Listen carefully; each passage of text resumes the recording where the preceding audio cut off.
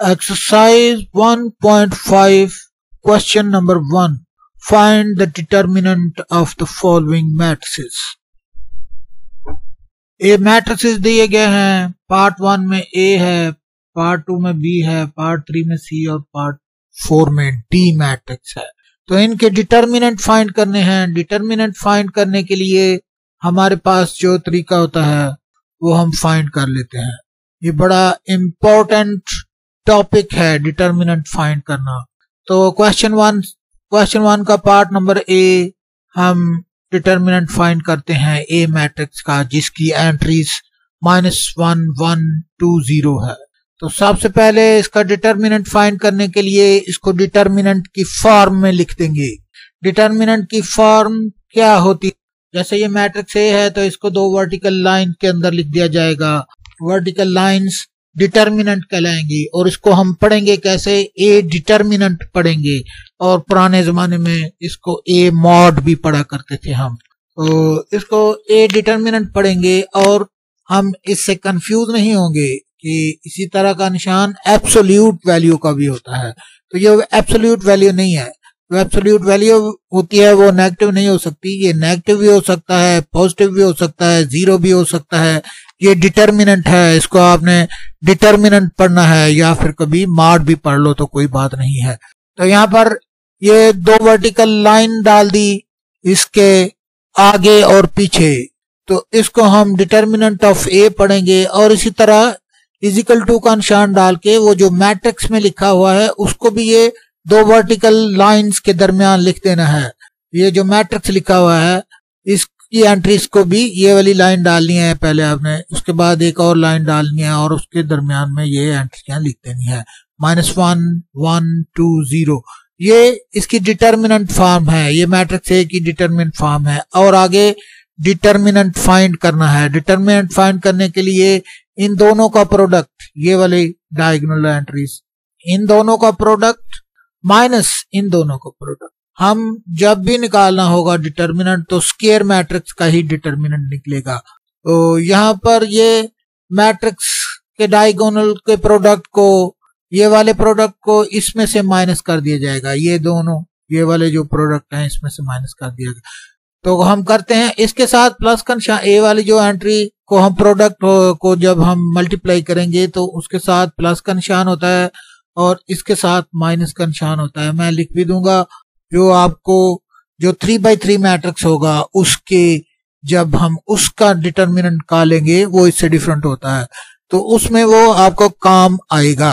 तो यहां पर हम लिखते हैं determinant of A is equal to ये वाली एंट्री मल्टीप्लाइड बाय ये वाली एंट्री, 0 मल्टीप्लाइड बाय -1। तो उसके बाद माइनस का निशान, यहां पर याद रहे ये माइनस का निशान है। यहां पर माइनस का निशान आना है, ये वाले के साथ प्लस का निशान आना है जो लिखा नहीं करते हम। तो यहाँ के साथ इस वाले के साथ माइनस का निशान आना है और इसमें ये माइनस के निशान के बाद ये वाली दो एंट्रियों के प्रोडक्ट हम लिखेंगे। इन दोनों का प्रोडक्ट लिखेंगे 2 मल्टीप्लाइड बाय 1 और जो भी इसका आंसर आएगा ये 0 और -1 मिलके 0 और -1 जब आपस में मल्टीप्लाई होंगे तो 0 जवाब आ जाएगा और 2 1 2 होता है तो माइनस का 2 आ जाएगा। 0 -2 और उसके बाद ये सिर्फ माइनस का 2 जो आया है वो ए मैट्रिक्स का डिटर्मिनेंट है और ये वैल्यू चाहे माइनस में भी हो सकती है, 0 में भी हो सकती है और ये एब्सोल्यूट नहीं है, ये डिटर्मिनेंट है। तो आगे पार्ट नंबर 2, क्वेश्चन 1 का पार्ट नंबर 2, मैट्रिक्स बी दिया गया है। मैट्रिक्स बी की सारी एंट्रीज यहां पर हम लिख लेंगे सवाल से देखकर ही। तो 1 3 2 -2 इसकी एंट्रीज हैं। इसका डिटर्मिनेंट फाइंड करना है। डिटर्मिनेंट फाइंड करने के लिए सबसे पहले डिटर्मिनेंट फॉर्म में हम लिखते हैं। मैट्रिक्स बी को डिटर्मिनेंट फॉर्म में लिख लिया, ये दो पैरेलल लाइंस के अंदर मैट्रिक्स बी को लिख लिया और इस तरफ भी मैट्रिक्स जो लिखा हुआ है इसकी सारी की सारी एंट्रीज को ये वाले कर्व से ब्रैकेट खत्म करके सिर्फ इसको पैरेलल लाइन के अंदर लिख देना है। तो यहाँ पर हमने इसको पैरेलल लाइन में लिख दिया है। ये वाली पैरेलल लाइन डाली और उसके बाद 1 3 2 -2 एंट्री लिखी और उसके अराउंड एक और पैरेलल लाइन डाल दी। ये इसकी डिटर्मिनेंट फॉर्म है। अब इसका डिटर्मिनेंट फाइंड करना है। डिटर्मिनेंट फाइंड करने के लिए ये वाली जो डायगोनल की एंट्रीज हैं, ये वाली एंट्री इससे मल्टीप्लाई हो जाएगी और ये वाली एंट्री इससे मल्टीप्लाई हो जाएगी और दरमियान में माइनस का निशान आएगा। माइनस का दरमियान में निशान क्यों आएगा? क्योंकि ये 2x2 मैट्रिक्स है। अगर वो 3x3 मैट्रिक्स होता तो फिर पहले प्लस का निशान, उसके बाद माइनस का निशान और उसके बाद फिर प्लस का निशान आना था। तो जब हम 3x3 का मैट्रिक्स कोई नजर आया इधर, अगर आपके कोर्स में हुआ तो उस वक्त मैं डिटेल से बता दूंगा। फिलहाल ये वाली एंट्री इससे मल्टीप्लाई होगी और ये वाली एंट्री इससे मल्टीप्लाई होगी और दरमियान में माइनस का निशान भी आएगा। इसका प्रोडक्ट ही लेनी है। ये कोई जरूरी नहीं है कि इसका ऑर्डर का कोई जरूरी नहीं कि इसको पहले इससे मल्टीप्लाई करना है या इसको पहले इसको मल्टीप्लाई करना है। इसकी कोई ऑर्डर की कोई रिक्वायरमेंट नहीं है। सिर्फ ये दो एंट्रियों को आपने मल्टीप्लाई ही करना है। तो मल्टीप्लिकेशन जो होती है वो आपको वैसे भी पता है कि वो कॉम्यूटेटिव होती है, तो उसका कोई फर्क नहीं पड़ता। ये वाली एंट्री इससे पहले मल्टीप्लाई कर दो या बाद में मल्टीप्लाई कर दो, तो उसका कोई इशू नहीं है। तो यहाँ पर हम लिख देंगे -2 multiplied by 1 -3 multiply by 2 multiplied bye 3 भी लिख सकते हो, 3 मल्टीप्लाइड बाय 2 भी लिख सकते हो, कोई इशू नहीं है, कोई ऑब्जेक्शन नहीं होगा किसी को। तो यहाँ पर हम जब इसको मल्टीप्लाई किया 2 मल्टीप्लाइड बाय 1 तो माइनस का 2 आ गया, और जब इसको मल्टीप्लाई किया 2 मल्टीप्लाइड बाय 6 2 मल्टीप्लाई बाय 3 तो माइनस का 6 आ गया। 2 3 से 6 होता है, तो ये वाला दोनों माइनस के आ गए, तो इसका जो -8 आ गया है, इसका जो हमने फाइंड करना था डिटर्मिनेंट। उसके बाद question number 1, answer question number 1 part number 3।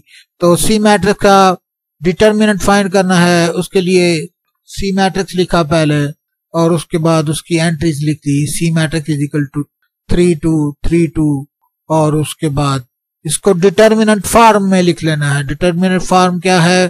Parallel line के अंदर सी को लिख लेंगे और इसकी एंट्रीज को भी पैरेलल लाइन के अंदर लिख लेंगे और ये वाली खत्म कर देंगे। कर्व सा मैट्रिक्स का जो ब्रैकेट है ये खत्म कर देंगे और पैरेलल लाइंस के अंदर 3 2 3 2 लिख लेंगे।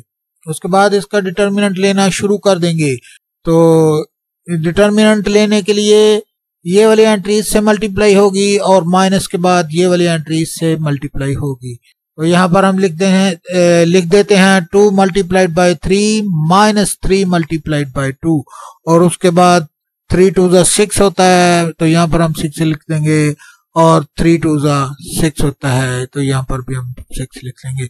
उसके बाद ये 6 में से 6 माइनस किया तो 0 आंसर आ गया, तो इसका डिटर्मिनेंट 0 आ गया है। जो सी है उसका मैट्रिक्स सी का डिटर्मिनेंट 0 आ गया है, तो ये इसका डिटर्मिनेंट है।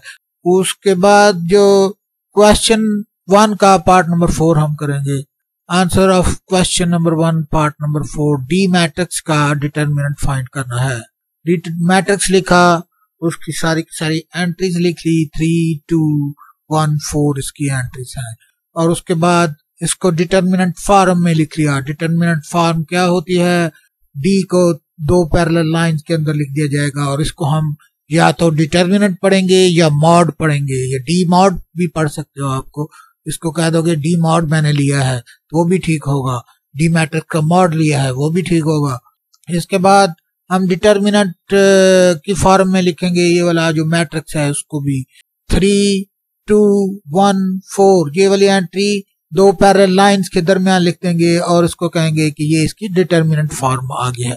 अब इसका डिटर्मिनेंट फाइंड करना है। डिटर्मिनेंट फाइंड करने के लिए इज इक्वल टू का निशान डालेंगे और उसके बाद ये वाला 4 मल्टीप्लाइड हो जाएगा 3 से और माइनस के निशान के बाद 2 1 से मल्टीप्लाई हो जाएगा। By 3 minus 2 multiplied by 1। उसके बाद 4 मल्टीप्लाइड बाय 3 12 के बराबर होता है, तो यहाँ पर हम 12 लिख देंगे। 2 1 2 होता है, तो यहाँ पर हम 2 लिख लेंगे। जब इनको सिंप्लीफाई किया गया मजीद तो 12 में से 2 जब माइनस किया गया तो 10 आ गया। 10 इसका डिटर्मिनेंट है, तो डिटर्मिनेंट आ चुका है। ये क्वेश्चन नंबर 1 इतना ही था, तो ये हल हो चुका है।